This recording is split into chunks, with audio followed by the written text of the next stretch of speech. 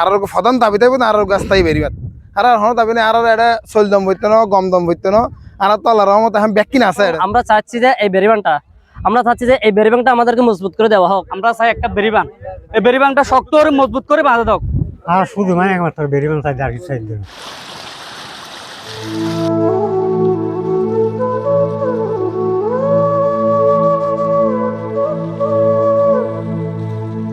পশ্চিম বাঁশখালীর একমাত্র গুরুত্বপূর্ণ প্রবেশপথ প্রেমাশিয়া ও কদমরসুল এলাকার বেড়িবাঁধের ভয়াবহ ভাঙন দীর্ঘদিন ধরে জনজীবনে চরম দুর্ভোগ সৃষ্টি করে আসছে। প্রতিনিয়ত জোয়ারের পানি ও নদী ভাঙনের হুমকিতে আতঙ্কিত জীবন কাটাচ্ছেন উপকূলের হাজারো মানুষ। স্থায়ীভাবে এই সমস্যা সমাধান এবং টেকসই বেড়িবাঁধ নির্মাণের দাবিতে এলাকাবাসী এক বিশাল মানববন্ধন কর্মসূচি পালন করে। আজ 31 মে রবিবার বিকেল 4টায় বাঁশখালীর প্রেমাশিয়া পয়েন্টে অনুষ্ঠিত মানববন্ধনে বিভিন্ন শ্রেণী পেশার মানুষ স্বতঃস্ফূর্তভাবে অংশগ্রহণ করে এবং তাদের ন্যায্য দাবি তুলে ধরে। মানববন্ধনে বক্তারা বলেন, পশ্চিম বাঁশখালীর মানুষের জন্য প্রেমাশিয়া ও কদমরসুল এলাকার এই সড়ক ও বেড়িবাঁধ অত্যন্ত গুরুত্বপূর্ণ, কিন্তু বছরের পর বছর ভাঙনের কারণে যোগাযোগ ব্যবস্থা ঝুঁকিপূর্ণ হয়ে পড়ছে। মানববন্ধনে অংশগ্রহণকারী অনেকের চোখে মুখে ছিল উদ্বেগ ও হতাশার ছাপ। তাদের একটাই আকুতি, আমরা আর প্রতিশ্রুতি চাই না, চাই স্থায়ী সমাধান। পশ্চিম বাঁশখালীর বেড়িবাঁধ হচ্ছে আমাদের আশা এবং স্বপ্নের প্রতীক। যদি এই বেড়িবাঁধ না থাকে আমরা কি এখানে বসবাস করতে পারবো?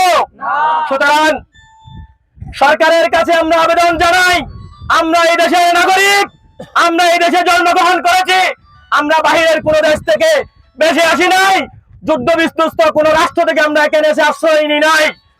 যদি মায়ানমার থেকে এসে কক্সবাজারের মতো একটি জেলায় রোহিঙ্গারা বসবাস করতে পারে, বাংলাদেশের সকল সুযোগ সুবিধা তারা বুক করতে পারে, সরকারের কাছে আমরা কেন স্থায়ী বেড়িবাঁধ পাবো না?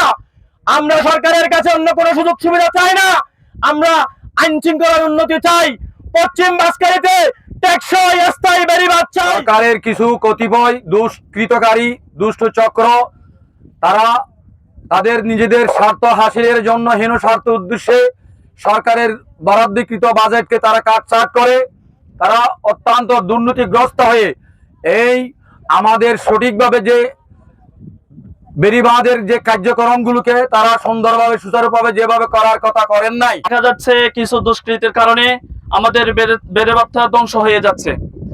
কিছু দুষ্কৃতী ব্যক্তিরা আমাদের নদী থেকে আমাদের পাশে বেড়িবাঁধের পাশে যখন বালু উত্তোলন করতেছে, বালুগুলো এখানে কাজে না লাগিয়ে অন্য কোথায় গিয়ে ওরা বিক্রি করে ফেলতেছে। ওদের থেকে যদি আমরা জানতে চাই, ওরা বলতেছে আমাদের থেকে প্রশাসনের আছে অনুমোদন রয়েছে, কিন্তু তারা যখন প্রশাসনের কাছে যে প্রশাসন বলতেছে আপনারা সবাই বিবেচনা করে এখানে কারা দুষ্কৃতি করতেছে সেটা যাচাই বাছাই করে কাদের পিছনে কাদের হাত আছে সেটা একটু ভালোভাবে দেখবেন।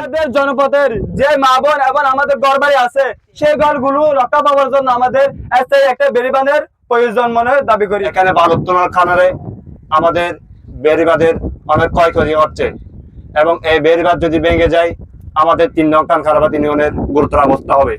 সামনে সরকারের কাছে এই দাবি জানাচ্ছি যে দুর্নীতি মুক্ত এবং টেকসই একটা বেড়িবাঁধ আমাদের এই যে বেড়িবাঁধ, এই বেড়িবাঁধে একেবারে টেকসই পূর্ণ একদম নদী থেকে সুন্দর করে যাতে আমাদের বেড়িবাঁধটা ভালো করে বেঁধে দেওয়া হয়। শেষে মানববন্ধন থেকে সংশ্লিষ্ট কর্তৃপক্ষের প্রতি দ্রুত কার্যকর পদক্ষেপ নেওয়ার জোর দাবি জানানো হয়। অন্যথায় বৃহত্তর আন্দোলন কর্মসূচি ঘোষণারও হুঁশিয়ারি দেন এলাকাবাসী। বাঁশখালীর উপকূলীয় মানুষের একমাত্র প্রধান ভরসা এই উপকূলীয় বেড়িবাঁধ। এই বেড়িবাঁধ যদি সঠিকভাবে রক্ষণাবেক্ষণ কিংবা মেরামত করা না হয়, তাহলে উপকূলীয় মানুষরা জনদুর্ভোগে পড়তে পারেন বলে আশা করছেন সংশ্লিষ্টরা। News desk, Chittagong.